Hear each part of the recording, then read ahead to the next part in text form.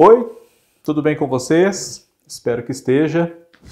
Eu sou o Fábio Costa e esse é mais um TBT da TV, aqui no canal do Observatório da TV no YouTube. Se você não se inscreveu ainda aqui, junte-se aos 20 mil e tantos inscritos já aqui do canal. Inscreva-se, ative as notificações, fique por dentro dos conteúdos que nós trazemos aqui para você. Acompanhe também nas plataformas digitais de áudio, Google Podcast, SoundCloud, enfim, procure lá Grupo Observatório. Ouça os conteúdos que trazemos aqui todas as semanas sobre TV, história da TV, programas atuais, reprises, enfim, né?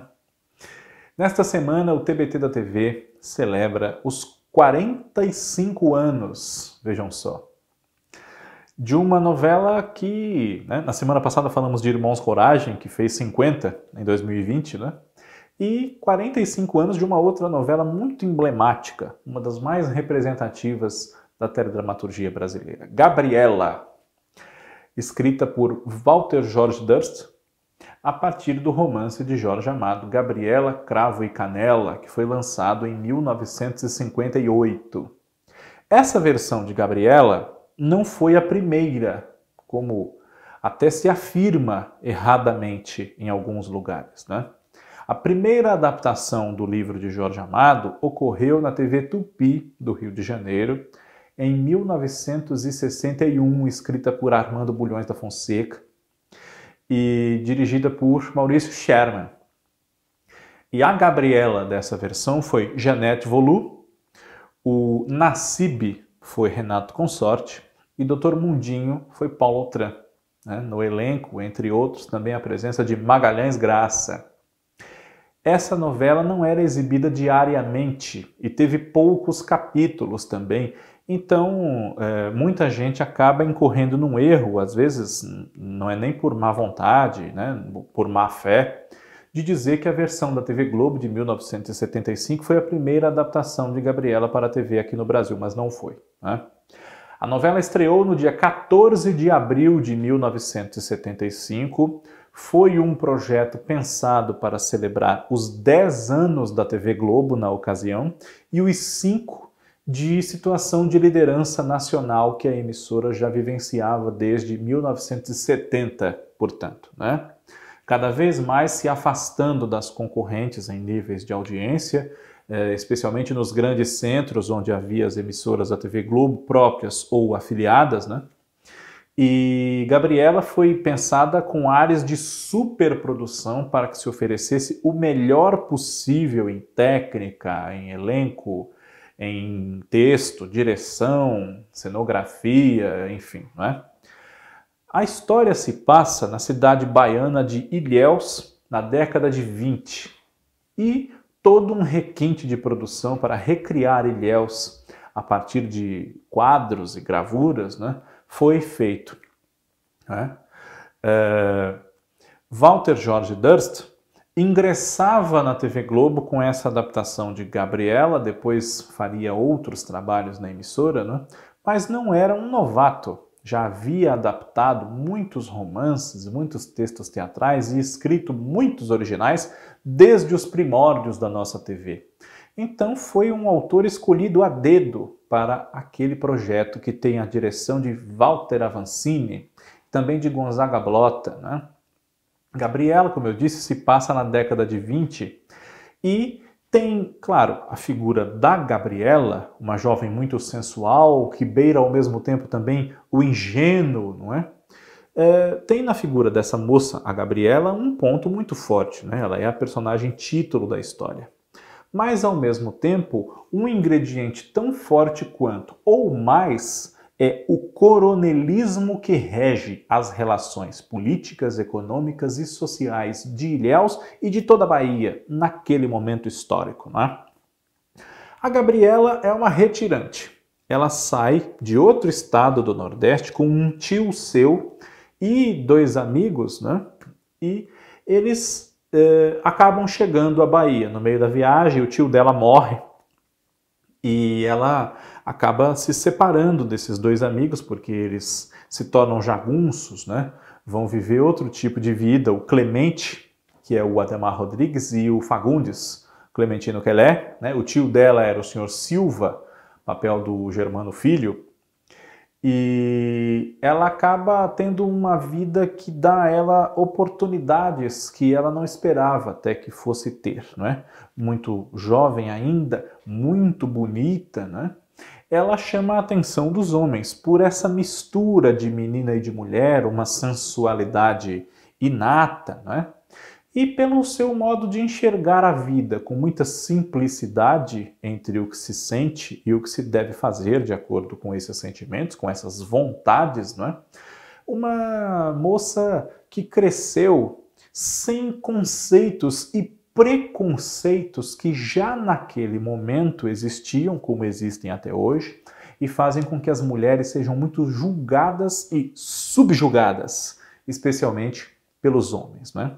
A sensualidade, a sexualidade de Gabriela era enxergada por ela com uma simplicidade, né? Com uma falta de complexidade mesmo, que era mal vista até por algumas pessoas, né? Quando você lê o romance, já existe essa sensação.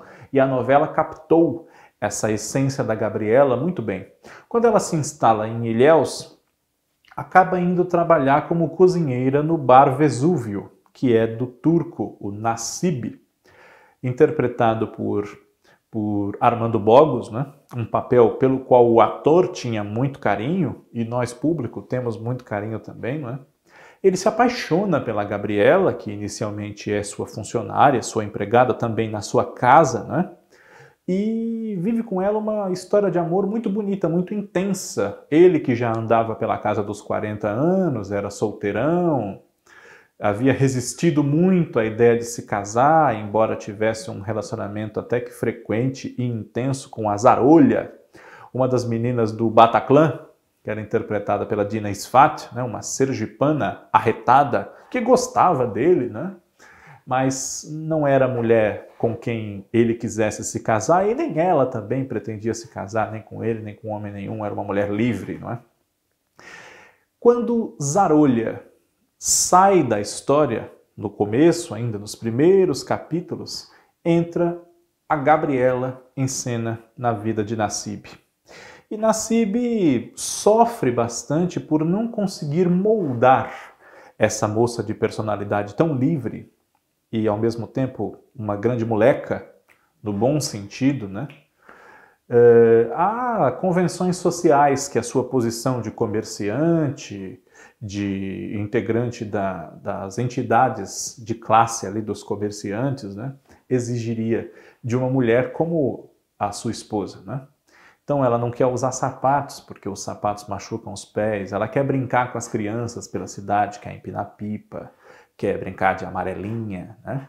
É uma grande moleca que existe dentro daquela mulher cujo corpo chama tanta atenção e desperta tanto desejo dos homens da cidade, especialmente do maior conquistador que há na cidade, um mulherengo de marca maior, Tonico Bastos, vivido por Fulvio Stefanini, que conseguiu a glória de ouvir de Jorge Amado, criador do personagem, que o seu Tonico na TV era melhor do que o dele, Jorge, no livro, né? Tonico Bastos tinha um tique nervoso, um cacuete de pentear o bigode, um bigodinho à la Clark Gable, como era usado naqueles anos 20, né?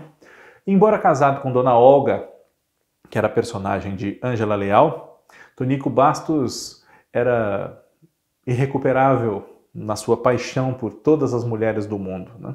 E ele acaba envolvendo a Gabriela numa situação bastante desagradável, porque Nassib pega os dois na cama, quando ele finalmente consegue seduzi-la depois de muitas investidas e de um interesse muito intenso e declarado ao longo de toda a novela, né?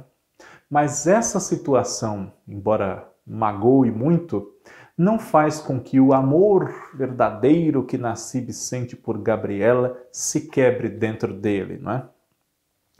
Como eu disse, além da história da Gabriela, da cena clássica de Gabriela em cima de um telhado para pegar uma pipa e as pessoas achando aquilo um escândalo, né? Porque, enfim, não cabia ela fazer aquilo aos olhos daquela população de Ilhéus, né? A trama política de Gabriela sustenta também a história e contextualiza essas pequenas atitudes do dia a dia de preconceitos e falsos moralismos dos habitantes da cidade, né? O grande manda-chuva de Ilhéus era o coronel Ramiro Bastos. Um grande momento do Paulo Gracindo na televisão, né? Paulo Gracindo era um ator excepcional que dispensa maiores comentários para quem o conheceu. Mas se você não tem uma dimensão de quem foi Paulo Gracindo, do tamanho do ator que ele é, porque podemos vê-lo nos registros que existem, né? Assista o que você puder na internet de Gabriela propriamente e também de O Bem Amado, com o papel de Odorico Paraguaçu, um dos mais importantes da nossa dramaturgia, né? O coronel Ramiro Bastos já era um homem bastante idoso e há muito tempo dominava a política de toda a região, que também compreende a cidade de Itabuna. Tinha uma neta, Jerusa, papel da Nívia Maria, e não sentia nem no pai dela, o doutor Alfredo, personagem do Emílcio Frois, e nem no Tunico, que era seu filho, né, a força necessária para seguir adiante com o seu domínio político. Então ele pretendia que a neta se casasse com um homem do seu agrado dele, Coronel Ramiro, né, para que a dinastia dos Bastos, embora na figura do marido da neta e não de um neto ou de um filho, seguisse dominando a cena política da região. Um obstáculo não só a esse intento, como ao próprio poder de então na cidade, chega na figura de Mundinho Falcão, personagem de José Wilker, que desafia as convenções políticas locais e os ditames, as ordens do coronel Ramiro Bastos. Os dois se colocam ferrenhamente um contra o outro pela questão da construção do porto de Ilhéus, né, reformas, adequações que é preciso fazer para que o comércio de café, principalmente, se escoasse dali para as partes onde os compradores estivessem interessados, né, as remessas saíssem a contento. E o coronel Ramiro, embora seja intendente da região há muito tempo, não tem interesse em fazer nada daquilo, mas Mundinho Falcão sabe que é necessário para o futuro. E além de tudo, claro, o Mundinho Falcão vai se enredar, se apaixonar pela Jerusa e a Jerusa por ele, né? Isso gera muitos conflitos. No final da novela, quando Ramiro Bastos morre e Mundinho Falcão consegue a bênção da família Bastos para se casar com Jerusa, ao mesmo tempo que surge uma nova época, quem sabe, na vida de Ilhéus, a última cena da novela mostra a mão de Mundinho sendo beijada por uma baiana tradicional, como aquela da nota de 50 mil, lembra? Como as baianas que lavam a escadaria da igreja, né? E a última cena da novela mostra ele dando a mão para que a cidadã da cidade a beije. Ou seja, talvez na verdade nasça aí um novo Ramiro Bastos em bases um pouco distintas, mas igual em poder e em desejo de poder, né? Um pouco diferente, mas quem sabe tudo igual. Outros coronéis muito importantes da história estão todos ligados a Ramiro Bastos, que era o seu líder, né? Mas cada um com as suas peculiaridades em vida particular. Melk Tavares, interpretado por Gilberto Martinho, era muito rico, porém truculento, grosso, né? E tratava a filha, principalmente Malvina, Elizabeth Savala, na sua primeira novela na TV Globo, com bastante rudeza, porque Malvina era uma moça à frente do seu tempo e não se conformava com o papel que as mulheres exerciam naquela sociedade. Ela queria estudar, ela queria trabalhar, ela queria ter uma vida distinta daquela que foi reservada a ela e as moças que, como ela, eram filhas e netas dos coronéis, dos homens endinheirados da zona do cacau, né? Eu falei café há pouco, não é café, é cacau, tá, gente?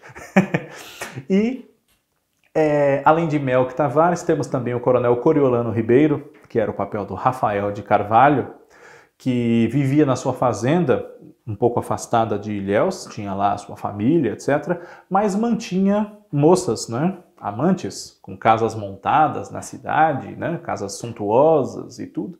Uma delas ele expulsa nua, sem nada, que é a Chiquinha, salvo engano meu, né? Papel da Cidinha Milan. Ela é expulsa da cidade com o seu namorado mais jovem, o Juca Viana, que foi o Pedro Paulo Rangel nessa participação, não é?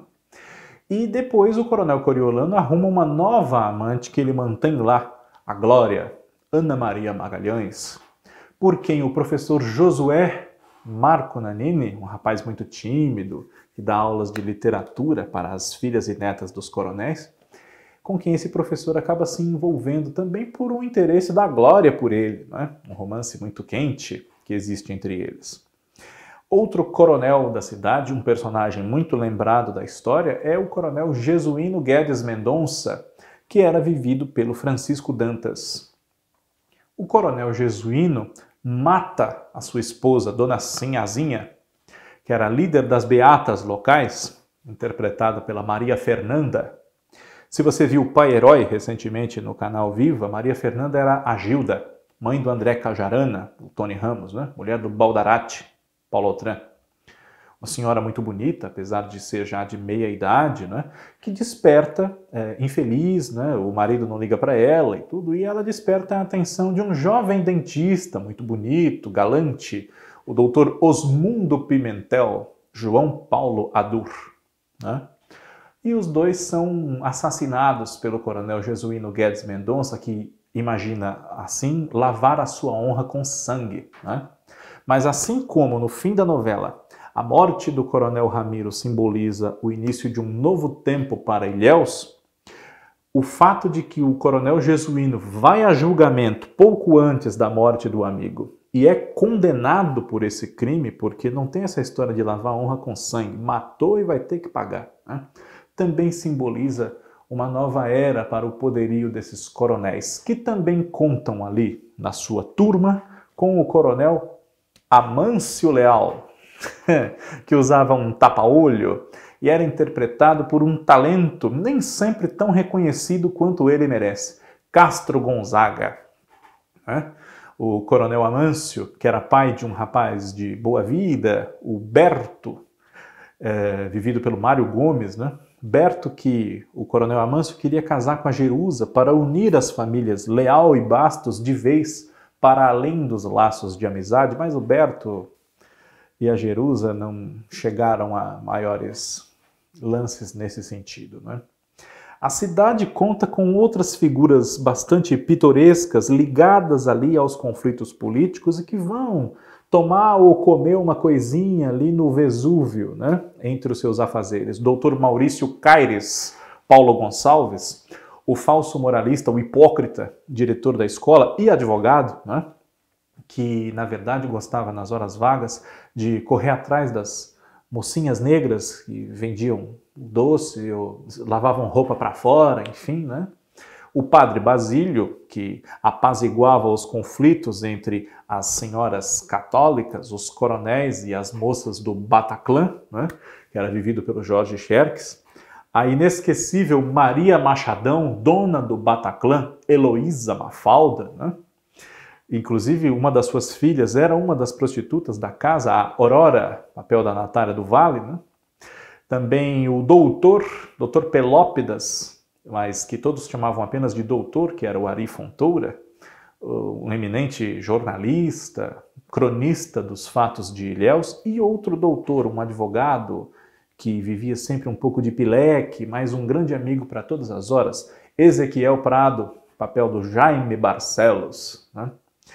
Além desses, nós temos na novela diversas participações especiais conforme as necessidades do enredo, né? O pai de Osmundo, doutor Pimentel, Rubens de Falco, seu filho Ismino, Estênio Garcia, Filó, Milton Gonçalves, que era irmão do engraxate da cidade, o Tuísca, Cosme dos Santos, né? E também o poeta Argileu Palmeira, interpretado pelo Hugo Carvana, que para todo mundo dava um cartãozinho. Muito prazer, Argileu Palmeira, está aqui o meu cartão. Gabriela é uma novela histórica que nos ensina muito sobre O Brasil da década de 20 fora dos grandes centros urbanos, mas nessa região efervescente do cacau da Bahia, não é? Fala muito para nós dos costumes de um coronelismo que não está encerrado, não, por mais que muita gente pense, né? Apenas como na transformação de Ramiro para Mundinho, ele hoje talvez exista em outras bases, mas segue forte, né? E é uma novela que tem uma brasilidade muito intensa, justamente por não ser exatamente só baiana, mas brasileira. Inclusive Boni, o vice-presidente da TV Globo, né, superintendente-geral das operações, encomendou ao diretor Walter Avancini que o sotaque não fosse, entre aspas, baianês, mas sim lembrasse o cantar, o ritmo do falar do baiano, porque não se faria aquela novela para a Bahia apenas, e sim para todo o Brasil, que foi arrebatado por Gabriela em todas as suas exibições, que foram várias. A novela foi reprisada em 1979, no mesmo horário de 10 da noite, em 80 num compacto de 1h30, 2, em 82 num compacto mais breve, de coisa de uns 15 capítulos, né? Dizem por aí que é 12, mas nos jornais da época dá mais do que 12 dias, né? Entre um jogo e outro da Copa do Mundo da Espanha, e foi também reprisada no Vale a Pena Ver de Novo, entre 88 e 89, a única novela das 10 reprisada no Vale a Pena Ver de Novo, nesses 40 anos de sessão, né? Além disso, Gabriela foi a primeira novela brasileira exibida em Portugal, pela RTP, em 1977. Inclusive, na ocasião, foi feita uma espécie de noite brasileira com Vinícius de Moraes, Toquinho e Maria Creuza, salvo engano meu, né? Sônia Braga, Armando Bogos, Paulo Gracindo, Elizabeth Savala, José Wilker, Nívia Maria, Fulvia Stefani, Marcos Paulo, que era o Rômulo, com quem a Malvina se envolve romanticamente, né? Todos eles tiveram os seus personagens em Gabriela bastante marcados na carreira, né? Sônia Braga é Gabriela até hoje, também fez a personagem no cinema, né? E essa é uma novela do tipo que ninguém esquece mais, por mais que haja novas versões, como já houve outra adaptação em 2012 com o texto de Valcir Carrasco, né? A Gabriela, para muitos, sempre será essa versão dos anos 70 e a moça propriamente, a personagem, quando você pensa em Gabriela, claro, Juliana Paz já está na memória de uma nova geração. Mas quem acompanhou esse original, que agora tem 45 anos, não se esquece de Sônia Braga. Na próxima semana, o TBT da TV relembra mais algum momento histórico da nossa televisão. Um grande abraço a você e obrigado pela audiência. Tchau, tchau.